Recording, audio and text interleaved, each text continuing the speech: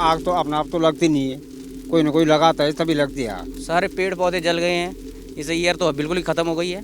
छोटे छोटे बच्चों को लेके घर में सारे बुजुर्ग जितने भी हैं सारे जाते हैं अपनी सुरक्षा के लिए और अपने आप ही आग पे काबू पाते हैं। पर जो है कि हमारे घर गांव के नज़दीक भी आग आ चुकी है और हम लोगों को डर है कि कहीं हमारे घर इसमें न जल जाएं। मध्य हिमालयी क्षेत्र में बसा उत्तराखंड हर साल की तरह इस साल भी आग की लपटों में घिरा हुआ है। जंगलों में लगी आग यहाँ कोई नई बात नहीं है, लेकिन इस बार आग नई जगहों और नए खतरों के साथ फैली है। ये आग हर साल लगती है और हर साल सरकार बड़े बड़े दावे करती है कि ये होगा ये होगा ये, पर मुझे लगता है कि सरकार हमेशा फेल होती है। गांव में भी हमारे गाय बछड़े सब ऐसे अब रंवाले तो बोलते हैं हम ना हिंदी में बोलो में रंवाले गए, सब उठे बाहर आ गए। परेशानी हुई बहुत ज़्यादा, ना पानी ना हमारे पास कुछ भी। बूढ़े बूढ़े लोग थे हम तो यहाँ, हम क्या करें, कहाँ जाए हम। क्यों बनाया तुमने उत्तराखंड, बोल देना उनसे उत्तराखंड क्यों बनाया, हमारा उत्तराखंड का तुमने कर दिया चौपट।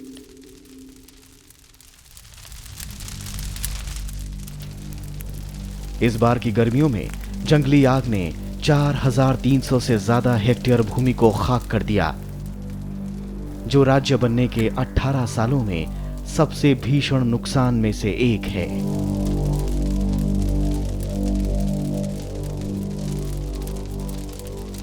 उत्तराखंड के जंगलों में लगी ये भीषण आग बीते कई दिनों से न सिर्फ यहाँ के वन विभाग के लिए बल्कि समूची सरकार के लिए एक चुनौती बनी हुई है। ये किसी की भी समझ में नहीं आ रहा कि ये आग कैसे लगी, ये आग फैल कैसे रही है। कई कयास हैं, कई थ्योरीज हैं, कई कहानियां हैं, कई दावे हैं, लेकिन ठोस कारण किसी को नहीं मालूम। नमस्कार, मैं हूं दीपक डोभाल और अगले आधे घंटे में हम आपको उत्तराखंड की वनाग्नि के बहाने ये बताने की कोशिश करेंगे कि दरअसल जंगलों में लगी ये आग क्यों फैलती है, इसके पीछे की वजहें क्या हैं और क्या इसे रोकने के लिए हमारे पास कोई समाधान है या नहीं।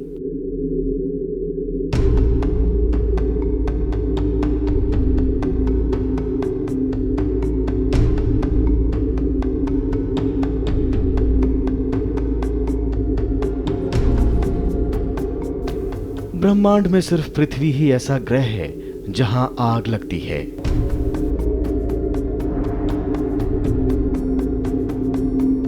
लेकिन देवभूमि कहा जाने वाला उत्तराखंड आग की लपटों में एक अलग ही ग्रह नजर आता है।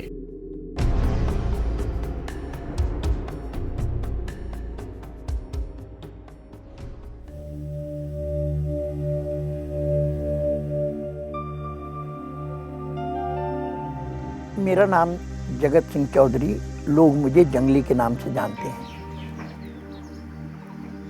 मैं साधनों से संपन्न राज्य उत्तराखंड का निवासी हूँ और मेरे गांव का नाम कोट मल्ला है, जो कि जिला रुद्रप्रयाग में हरियाली क्षेत्र है हमारा।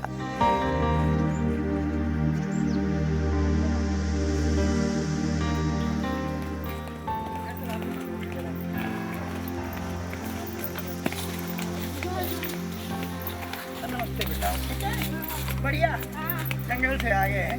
दरअसल में जब मैंने महिलाओं की समस्या देखी, चारे के लिए दूर दूर तक जाती हैं, तो मैंने ये सोचा, मन में यह है कि अगर हम अपने गांव के नज़दीक ही ऐसे चारा ईंधन की व्यवस्था कर दें तो इनका दूर जाना महिलाओं का कम हो जाएगा और नज़दीक ही उनको चारा और ईंधन मिल जाएगा। तो ऐसे में मेरे पास जो बंजर था उसमें मैंने वृक्ष और ज़्यादातर चारा और ईंधन को के लगाने प्रारंभ किए।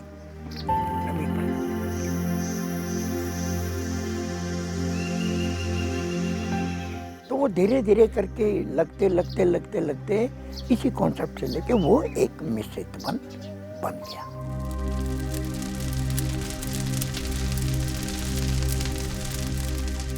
मैं वना अग्नि को सीधे जो मोनोकल्चर है, चीड़ का जो मोनोकल्चर है, पाइन, इसको जिम्मेदार मानता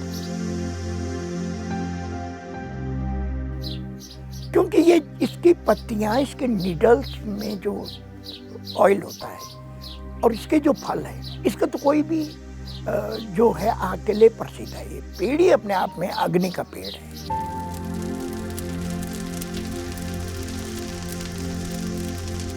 इसलिए मैं सबसे पहले तो चीड़ का जो मोनोकल्चर उत्तराखंड में साम्राज्य अपना स्थापित कर गया है, ये सबसे बड़ा आग के लिए जिम्मेदार है।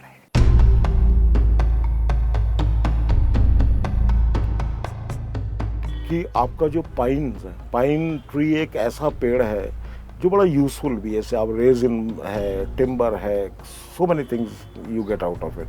लेकिन अगर इसका मैनेजमेंट सही नहीं है तो ये जो पेरूल है, अब जो उत्तराखंड के जो फॉरेस्ट हैं, यहाँ पे 15 लाख मीट्रिक टन जो पाइन नीडल है, ये बायोमास जो है, ये हर साल आपका मार्च ऑनवर्ड्स, जब तक आपकी बरसातें नहीं होती तब तक ये गिरता रहता है और 15 लाख मीट्रिक टन बायोमास आपके जंगलों में बिक जाता है। इससे दो चीज़ें होती हैं। एक तो क्या है कि जो नए प्लांट्स हैं उनकी ग्रोथ नहीं होती, ये उनको होने नहीं देता। नंबर 2, ये हाईली इन्फ्लेमेबल है और ज़रा सी चूक, यानी आप किसी ने बीड़ी फेंक दी, सिगरेट का बट फेंक दिया, तो ये अपना फायर पकड़ लेती है।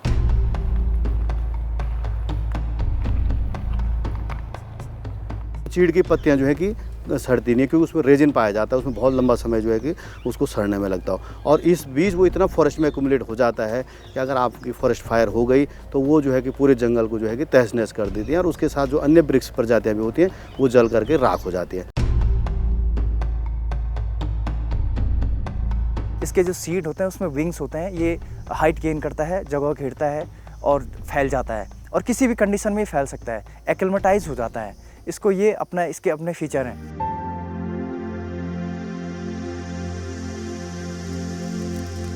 मेरे हाथ में इस वक्त चीड़ के पेड़ की एक टहनी है और मेरे पीछे धधकती हुई आग। दरअसल चीड़ का ये पेड़ गढ़वाल और कुमाऊं की संस्कृति का एक हिस्सा हुआ करता था। यहाँ के मशहूर गायक नरेंद्र सिंह नेगी का एक गीत है, मुल मुल कैकू हंसनी छई ए कुलें की डाली, यानी कि यहाँ के संस्कारों में, यहाँ के मांगलिक कार्यों में चीड़ के पेड़ का अपना एक मकाम था, अपना एक स्थान था। लेकिन जब से पर्यावरणविदों ने इस चीड़ के पेड़ को, इस कुलें की डाली को इस धधकती हुई आग का सबसे बड़ा कारण बताया है, तब से यही चीड़ का पेड़ पहाड़ के लिए सबसे बड़ा दुश्मन हो गया है। अगर बुग्यालों तक उच्च हिमालय में चीड़ चले गया, बद्रीनाथ तक तो पहुंच ही गया, इधर केदारनाथ से ऊपर तो पहुंच ही गया। हालांकि चीड़ को लेकर सबकी राय एक जैसी नहीं है, खासकर वन विभाग की। चीड़ भी हमारा रिक्वायरमेंट है। जो जितने भी हमारे जो गांव में मकान बनाते हैं, अब तो जो है नीचे आवागमन के साधन, जिस बार पैसे ज़्यादा है तो साल और सागौन मंगा दे या शीशम मंगा दे। और पहाड़ों में इकोनॉमी तनी गांव का जो आसपास का जंगल है तो चीड़ यूज़ करते थे। चीड़ इवन जो है टॉर्च रूट के रूप में भी यूज़ किया जाता था।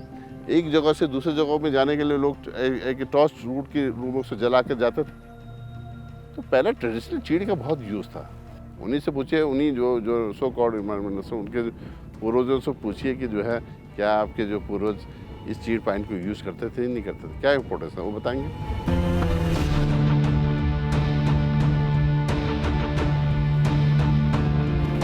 चीड़ का पेड़ ऐसा नहीं है ये अशुद्ध, हमारी समझ में नहीं है अशुद्ध कहीं है, क्योंकि जब हमारे यहाँ शादियाँ होती थी तो उसमें दरवाजे पे, जिस घर में शादी हो रही है उसमें तोरण और बंधनवार सजाने के लिए अमरू, आम, पीपल, चीड़ और एक और पेड़ इसमें याद नहीं आ रहा, पंचपलास में चीड़ भी शामिल था। अब हम कैसे कह सकते हैं कि चीड़ हमारे कल्चर का हिस्सा नहीं था। लेकिन चीड़ का जब से अंग्रेज़ लोगों ने यहाँ पे टिम्बर वुड का एक्सप्लॉयटेशन शुरू किया, विल्सन की कहानी शुरू हुई जंगल में, तो ऊपर जब उसने पूरे देवदार काट दिए पूरे गढ़वाल के, बाद में उसके पास काटने के लिए बड़े बड़े चीड़ के जंगल बच गए।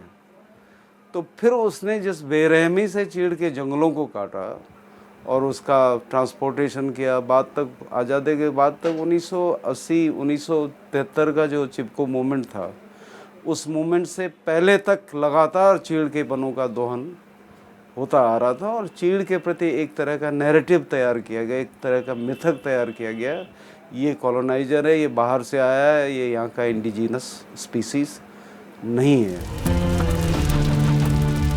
चीड़ अगर इस आग को वाकई फैला भी रहा है, तब भी सवाल अपनी जगह बरकरार है कि आग लगा कौन रहा है। धधकते जंगलों से पर्यावरण, जंगली जानवरों और इंसानों को होने वाले नुकसान पर उत्तराखंड हाईकोर्ट ने भी संज्ञान लिया। हाईकोर्ट में दिए जवाब में वन विभाग ने 90% आग के मामलों में इंसान को ही जिम्मेदार माना है। पहाड़ों में ट्रेडिशन भी रहा है कि लोगों ने ये मिथ्या है कि आग लगाएंगे तो नेक्स्ट ईयर जो है, नेक्स्ट सीज़न, ये मानसून सीजन के बाद उनको बहुत अच्छे ग्रासेस मिलेंगे। तो कुछ लोग इस कारण भी आग लगाते हैं। कुछ लोग क्रॉप चेंज का पैटर्न अभी आता है, अभी नया क्रॉप की तैयारी कर रहे हैं, जो पुराना क्रॉप जैसे प्लेन में जो है पुआल जलाते हैं, उसी तरह से पहाड़ों में भी जो है खेतों के आसपास जो झाड़ियाँ हैं उसको आजकल साफ़ करते हैं। और जो दिन में हवा भी, जैसे आज भी हवा चल रही, तो दिन में हवा चलती है तो वो फायर जो है अनकंट्रोल होकर जंगलों में पहुँच जाती है।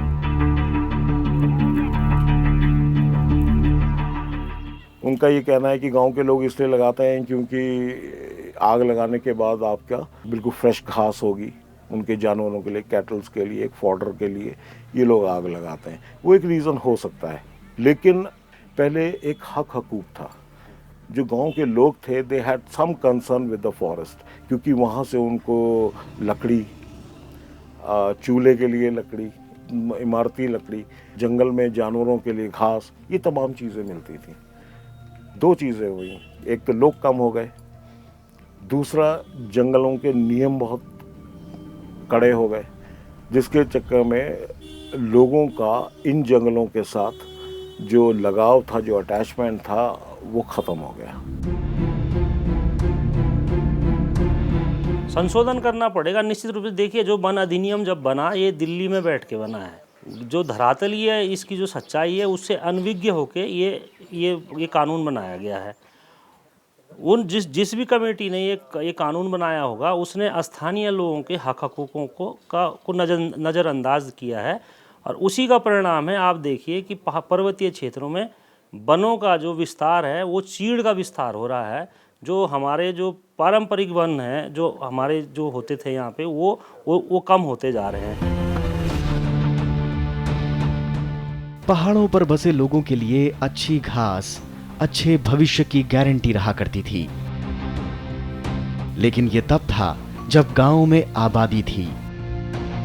उत्तराखंड के गांव अब खाली हो रहे हैं। राज्य के पलायन आयोग के मुताबिक बीते सिर्फ 7 सालों में ही राज्य के 734 गांव पूरी तरह से खाली हो चुके हैं। गांव के गांव खाली हो रहे हैं, और माइग्रेशन होने से जो हमारे खेत हैं वो बंजर हो रहे हैं, जो एक सोर्स ऑफ फॉरेस्ट फायर के रूप में भी देखा जा सकता है। और जो जंगलों में जो है ग्रासेस हैं, जो एनुअल ग्रासेस हैं, घास, तो पहले तो ये था कि जो है लोगों का खेती ज़्यादा हुआ करता, पशुपालन में ज़्यादा था, तो लोग दिन भर जो है जंगलों से घास लाते थे। और जो एक फॉरेस्ट फायर का जो सीज़न होता है, गर्मी से पहले लोग जंगलों की घास साफ कर लेते थे। अब क्योंकि जो है गांव में पॉपुलेशन कम हो गया है, एनिमल पॉपुलेशन डाउन हो गया है, तो उसके रिक्वायरमेंट लोगों को रही नहीं, तो फ्यूल जहाँ का तहाँ है।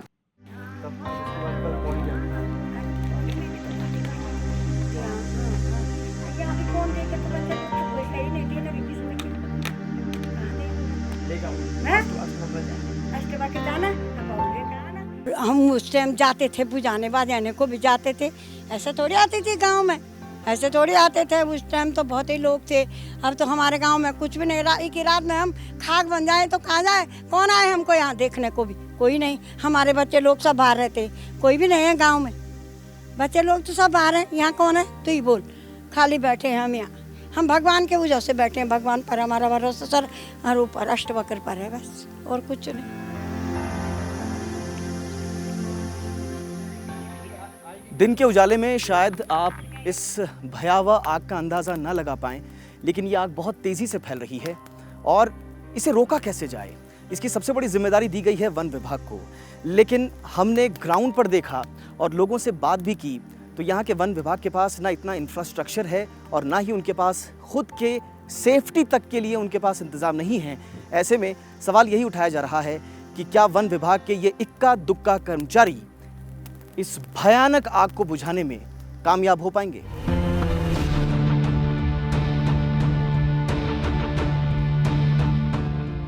आग बुझाने में जुटे वन विभाग के इन कर्मचारियों के साथ जब हम जंगलों में पहुंचे तो मानव संसाधन की कमी साफ तौर पर नजर आई। हमारे 4-5 लोग सर इधर से लगे हुए हैं और 2 लोग इधर से लगे हैं, ये अभी यहाँ से आ रहे हैं। और आप देख लीजिए कितना खड़ा चट्टानी एरिया है, पत्थर गिरने का डर है, इसलिए थोड़ा आग भी हमको कंट्रोल करने में थोड़ा दिक्कत हो रही है। पहाड़ी पे चढ़ना पड़ता है और फिर उतरना पड़ता है, इससे जो है हमें ज़्यादा प्रॉब्लम हो रही है। आजकल 2-3 दिन से तो टेम्परेचर इतना ज़्यादा हो गया कि कई जगह एक साथ आग लग रही है। हमारे पास मैन पावर भी नहीं है जिससे हम एकदम से उसको कर सकें। फिर भी हमारा पूरा प्रयास है कि हम जो है जहाँ भी कोई होती है हम तो घटनास्थल पे पहुँचे, आग पर नियंत्रण करें। हार्डली हमारे पास 2000 के आसपास जो है रेगुलर और जो है जो डेली वेजेस जो फायर सीजन में हायर करते हैं वो लोग हैं। अब 2-2.5 हज़ार आदमी आपके जो है 5 लाख हेक्टेयर को कंट्रोल नहीं कर पाएगा। और टेरेन भी बहुत डिफ़िकल्ट है, बहुत पहाड़ी एरिया है, तो आदमी जा नहीं सकता। वो मेन चीज़ है हमारी भौगोलिक स्थिति। यहाँ जो चट्टानी है, चट्टानी कारण से आग कंट्रोल होना बड़ा असंभव हो रहा है, नहीं तो आग कंट्रोल करना कोई असंभव नहीं है। हाँ, चट्टान में कैसे जाना है उसमें देख सकते हैं आप कैसे चढ़ना है उसमें। अब वहाँ जाना तो मौत को दावत देना। अपनी सेफ्टी के लिए क्या है, अब सबसे पहले आँखें हैं हमारे पास, भगवान ने हमारे को आँख दे रखी है, हमने कहाँ जाना कहाँ नहीं जाना है बस। ना तो पत्थर तो ये तो ऊपर वाले के भरोसे की हाथ की बात है। आपके जिसकी मौत होगी तो मरेगा ही। अब जो हमारे भाई बहन जो बॉर्डर पर मर रहे हैं वो भी तो हमारे जैसे इंसान हैं, क्यों हमें भी देश सेवा करनी है। अरे भाई पत्थर आ रहे हैं, पत्थर। कर्मचारियों के अलावा फंड की कमी भी एक बड़ी समस्या है। 2017 में लगी आग को बुझाने के लिए वन विभाग ने 18 करोड़ रुपए खर्च किए। इस बार विभाग ने 60 करोड़ की मांग की थी, लेकिन सिर्फ 12.5 करोड़ रुपए ही दिए गए। अंग्रेज़ों के ज़माने में इस पूरे जो फॉरेस्ट एरिया है हमारे उत्तराखंड का, यहाँ एक फायर लाइन बनी थी। कई किलोमीटर लंबी फायर लाइन्स अंग्रेज़ों ने उस ज़माने में बनाई थी, बिकॉज दे न्यू कि इस पेरूल से, इस पाइन नीडल से कितना नुकसान जंगल को हो सकता है। वो फायर लाइन्स अब नज़र नहीं आती। वो फायर लाइन्स है नहीं, उन फायर लाइन्स में तो पेड़ उग गए, वहाँ झाड़ियाँ इतनी भयंकर उग गई हैं कि उन फायर लाइन्स का कोई मतलब नहीं रहा। उन फायर लाइन्स को क्लियर करने के नाम पे फंड्स आते हैं, उन पे कितना काम होता है उस पर कमेंट करना ठीक नहीं। इन्होंने जो पिछले साल जो फायर वॉचर्स लगाए थे गांव में कि आप जो आग आती है इसको कैसे बुझाएंगे, उसमें आप मदद करेंगे, उनको तक पैसे नहीं दिए। इनके पास पैसे ही नहीं है, उनको देंगे। जो अब आपने पिछले साल नहीं दिए तो इस साल क्यों आएंगे? तो क्या ये समस्या उत्तराखंड की अंदरूनी समस्या है? क्या चीड़, स्थानीय बाशिंदे और वन विभाग ही इस आग के लिए जिम्मेदार हैं?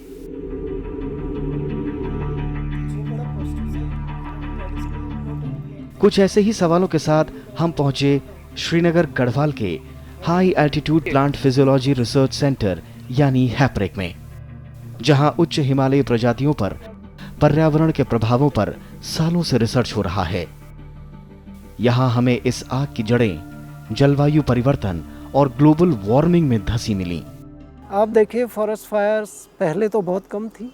जैसे ही ये क्लाइमेट चेंज का, ग्लोबल वार्मिंग का कंसेप्ट आया, और हम भी देख रहे हैं कि पॉपुलेशन एक्सप्लोजन, इंडस्ट्रियलाइजेशन की वजह से हमारा कार्बन कंटेंट एटमॉस्फेयर में बहुत बढ़ा है, और उसकी वजह से हीट ट्रैपिंग एटमॉस्फेयर में बहुत ज़्यादा हो रही है। हीट ट्रैपिंग की वजह से क्या है कि जैसे ही आपका स्प्रिंग के बाद समर सीजन शुरू होता है तो वेजिटेशन एकदम जो है ड्राई होना बहुत जल्दी शुरू कर देती है, लीफ फॉल बहुत जल्दी हो जाता है, और उसकी वजह से कंडीशंस ऐसी बन जाती हैं कि फॉरेस्ट फायर को फैलने के लिए बहुत अच्छा मौका मिल जाता है। और कहीं पे भी हम जानते हैं कि ये नेचुरली तो फॉरेस्ट फायर्स होती नहीं है, ये मैन इंड्यूस प्रॉब्लम्स है। बारिश एकदम बहुत तेज़ी से आना, गर्मी एकदम तेज़ी से बढ़ जाना, तो इस तरह के चेंजेस बहुत जल्दी हो रहे हैं। ठंडा एकदम से हो जाना, तो जो चेंजेज आ रहे हैं, क्लाइमेट में चेंजेज आ रहे हैं, उसकी वजह से ये कंडीशंस बड़ी फेवरेबल बन रही हैं फॉरेस्ट फायर्स के लिए। वैज्ञानिकों से मिलकर हमें एक और बात का पता चला कि उत्तराखंड की इस आग का खामियाजा अब सिर्फ स्थानीय लोग या पर्यावरण ही नहीं लगातार 2-3 दिनों से ये आग लगी हुई है, बल्कि पूरी मानव जाति को उठाना पड़ सकता है। ये जितना स्मोक है, आप अभी भी देख रहे होंगे कि एटमॉस्फेयर में पूरा स्मोक है, सनशाइन पूरा हो ही नहीं पा रहा, सनलाइट पूरी ग्राउंड पे आ ही नहीं पा रही है। तो ये सारा जो है स्मोक जाके कहीं ना कहीं सेटल होता है।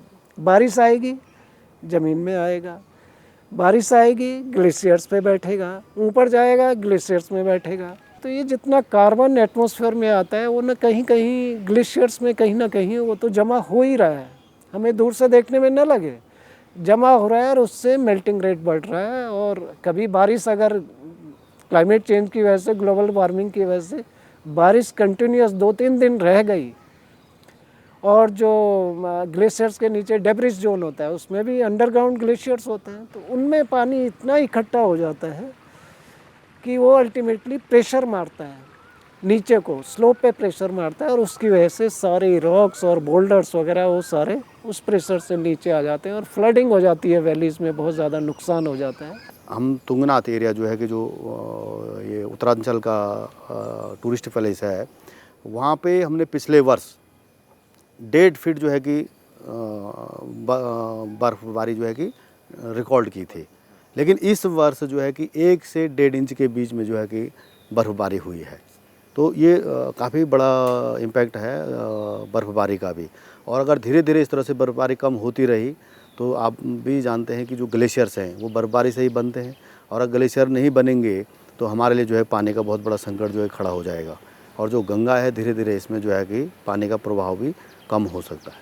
लेकिन दूसरी तरफ जो है कि लोगों को विभिन्न प्रकार की बीमारियां भी जो है कि उससे हो रही हैं, किसी को खांसी हो रही है, किसी के आँख में जलन हो रही है, और ये यहाँ पे इतना महसूस नहीं किया जाता है क्योंकि यहाँ का फॉरेस्ट एरिया जो है कि फॉरेस्ट कवर ज़्यादा है। लेकिन अगर इसी तरह का प्लेन्स में आप देखेंगे इससे लगे हुए जैसे दिल्ली वगैरह या दिल्ली का जो NCR वाला एरिया है, वहाँ पे जो है कि इसका प्रभाव यहाँ से वहाँ भी पहुँच जाता है, वहाँ पे लोग ज़्यादा इसको महसूस करते हैं क्योंकि वहाँ पे फॉरेस्ट कवर कम है। आपके इंटायर पूरे फॉरेस्ट में फॉरेस्ट फायर हो रही है, तो जो पक्षियाँ लैंड में अंडे देती हैं उनके अंडे जल रहे हैं, उनकी स्पीसीज़ ख़त्म हो रही है। घुरड़ बच्चे देता है, उसका ही ब्रीडिंग सीजन होता है, उसके बच्चे ख़त्म हो रहे हैं। तो इस प्रकार से हम स्पीसीज़ को ख़त्म कर रहे हैं, हम बायोडाइवर्सिटी को ख़त्म कर रहे हैं।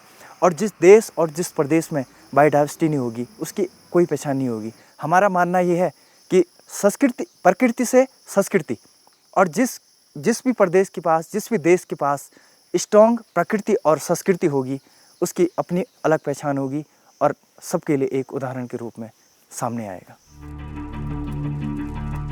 ये आग जंगल, जंगली जानवर, जीव जंतुओं और इंसान यानी पूरी पारिस्थितिकी को पल भर में ही बिगाड़ कर रख सकती है। इसलिए अब ये ज़रूरी है कि जल्द से जल्द इसके समाधान पर बात हो। तो उसके लिए एक तो प्लांटेशन बहुत ज़रूरी है, प्लांटेशन प्रॉपर किया जाए जहाँ भी हमें लैंड मिलती है, और एक्सप्लॉयटेशन फॉरेस्ट का बहुत कम हो, बहुत ज़्यादा ज़रूरी है तो वहाँ पे आप कर सकते हैं क्योंकि डेवलपमेंट भी ज़रूरी है। दूसरा कंजर्वेशन होना चाहिए, जो फॉरेस्ट हमारे हैं वो किसी तरह कंजर्व रहें।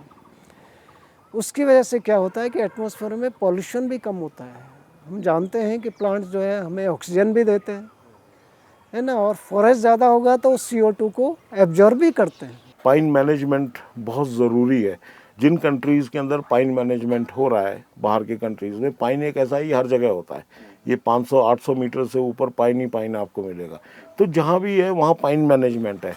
यदि वन अधिनियम जो अभी प्रभावी है उससे पूर्व के जो व्यवस्था हमारे हक हकूक़ की है, स्थानीय लोगों के हक हकूक़ की है, उसको यदि वापस दे दिया जाता है स्थानीय ग्रामीणों को, तो वनाग्नि पे निश्चित रूप से अंकुश लगाया जा सकता है।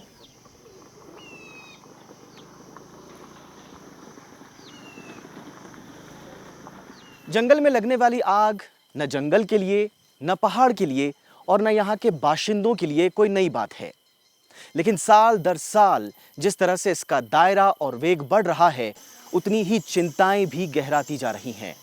इन तमाम सवालों के बीच जगत सिंह चौधरी जंगली का ये मिश्रित वन उम्मीद की एक नई किरण दिखाता है। ये मेरा मिश्रित वन है। हाँ।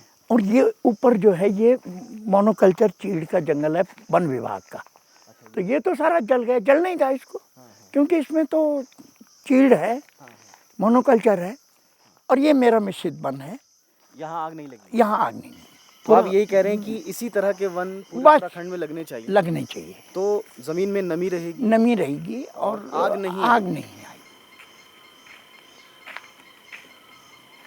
इसलिए मिश्रित वन लगे और उसमें हर किस्म हर प्रजाति के वृक्ष लगे और युवाओं को इन्वॉल्व कर दीजिए।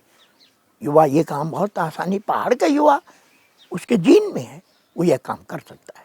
अच्छे रोजगार और फिर उत्तराखंड में तब जाके टूरिज्म बढ़ेगा। अभी तो टूरिज्म है कहाँ, अभी तो 4 धाम है, 4 धामों तक सीमित है। हम ऐसा टूरिज्म चाहते हैं और ये बनेगा। ये आग लगने से टूरिज्म नहीं बढ़ेगा। कोई आ भी रहा होगा वो वापस हो जाएगा कि वहाँ धोए में नहीं जाते। इसलिए जंगलों को लाइए पॉलिसी। अब हम केवल मिश्रित प्रजाति के जंगल बनाएंगे उत्तराखंड में। बायोडाइवर्सिटी किसी भी एक स्थान में ऐसा एनवायरनमेंट क्रिएट करना जंगल के थ्रू, वो जंगल ऐसा हो वहाँ पे पशु पक्षी भी आएँ, वन्य जीव आएँ, इंसेक्ट हों, डिकम्पोजर्स हों, आपके चौड़ी पत्ती के पौधे हों, मिश्रित प्रजाति के पौधे हों, तो ये सब मिलके एक स्ट्रॉन्ग इकोसिस्टम क्रिएट करता है। बिल्कुल यही एक सॉल्यूशन बचता है आपके पास। अब एकदम से आप कहें कि हम चीज़ को समाप्ति कर देंगे, संभव भी नहीं है। लेकिन हम ये कह रहे हैं कि इसको कम करते करते हम दूसरी स्पीशीज को बढ़ाएं ताकि इसका फैलाव रुकता जाएगा।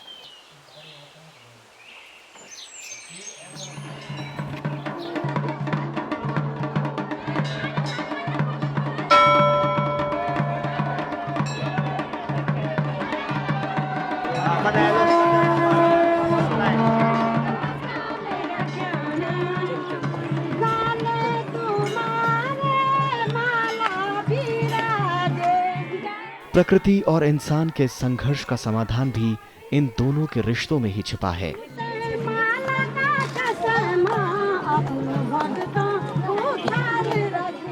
रुद्रप्रयाग की हरियाली देवी को यहाँ का समाज प्रकृति की देवी की तरह पूजता है। हरियाली देवी जो है एक बहुत बड़ा सेक्रेड ग्रोव है और मुझे लगता है कि अगर सबसे स्ट्रिक्टली फॉलोड लेजिस्लेशन किसी ग्रोव का है उत्तराखंड में तो हरियाली देवी का है। उसके नियम हैं, उस इलाके में आप हिरन नहीं मार सकते हैं, उस इलाके में आप खास पेड़ों को नहीं काट सकते हैं, दराती लेके नहीं जा सकते हैं, आप वहाँ पे जूते लेके नहीं जा सकते हैं। तो वहाँ पे देवी का हर एक वृक्ष है, देवी का हर एक पौधा है, देवी का हर एक मिट्टी है, देवी का हर एक जानवर है। इसलिए हरियाली देवी बिल्कुल सुरक्षित है। पूरे इलाके ने उस जंगल को एक सेक्रेड ग्रोव मान करके उसमें लोग आग जलाने की सपने में भी नहीं सोच सकते कि यहाँ जंगल में हम आग लगाएंगे। सिर्फ उत्तराखंड में ही नहीं बल्कि प्रकृति के साथ सह अस्तित्व की भावना भारतीय दर्शन का हिस्सा रही है। अगर ये भावना समाज में दोबारा लौट आए तो समाधान मुश्किल नहीं होगा।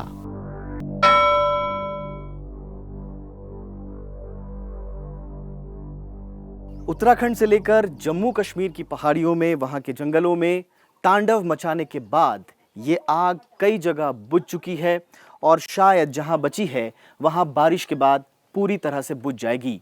लेकिन ये आग का अंत नहीं है। ये आग अगले साल फिर लौटेगी, कुछ नए सवालों, कुछ नई चुनौतियों के साथ। देखना ये होगा कि क्या हम इंसान उन सवालों, उन चुनौतियों के लिए तैयार हो पाते हैं या नहीं। उत्तराखंड के श्रीनगर से कैमरा पर्सन मनोज के साथ मैं दीपक डोभाल, राज्यसभा टीवी।